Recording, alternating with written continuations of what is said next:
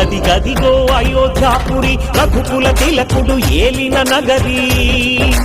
అక్షింతలతో ఆహ్వానించి ఆరంభమునకు రారమ్మన్నది అది గది గదిగో అయోధ్యాపురి రఘుకుల తిలకుడు ఏలిన నగరి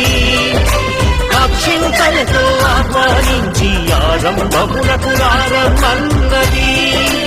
అది గది గదిగో అయోధ్యాపురి